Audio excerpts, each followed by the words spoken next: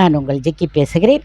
நான் இப்ப பேசிய இந்த 3 வீடியோவும் என்னவென்றால், எதற்காக பேசினேன் என்றால், கல்யாணம் என்பது கோவிலில் நடப்பது உண்மையிலே ஆதி காலத்திலிருந்து இன்று வரைக்கும் அனைத்து மக்களும் விரும்பும் விஷயம்தான். அதில் தவறில்லை.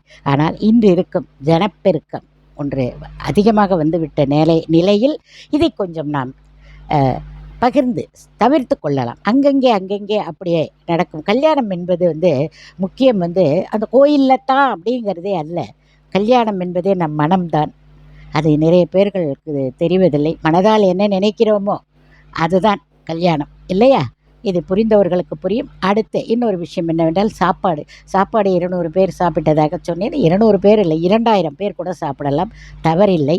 ஆனால் அது இந்த கூட்டம் இல்லாவிட்டால் யார் சாப்பிடுகிறார்கள்? ஏன்னா ஒரு சமையல்காரரை புக் பண்ண அவங்களுக்கு யாருக்கு என்ன தெரியும்? வந்து உட்காந்தா சாப்பாடு போடுவாங்க. அவ்வளோதான்.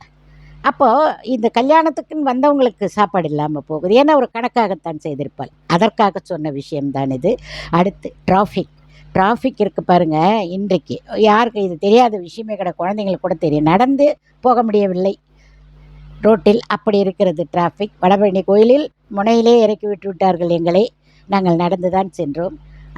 இத்தனை ப்ராப்ளங்கள் இருக்கும் இந்த நேரத்தில் இப்படி ஒரு சூழ்நிலை தேவையில்லை என்று தான் நான் இந்த வீடியோக்களை பேசி கொண்டிருக்கிறேன். எங்கள் வீட்டிலும் இதை பற்றி யோசித்திருக்க மாட்டார்கள். தெரியாது அவர்களுக்கும். இப்படியெல்லாம் இருக்கும் இந்த கோவிலில் என்று அவர்களுக்கு தெரியவில்லை. இது அனுபவம் தான் அவர்களுக்கும். இனி அடுத்ததில் அவர்களும் தெளிந்து விடுவார்கள் என்று நான் நினைக்கிறேன். அடுத்த வீடியோவில் சந்திப்போம். நன்றி, வணக்கம்.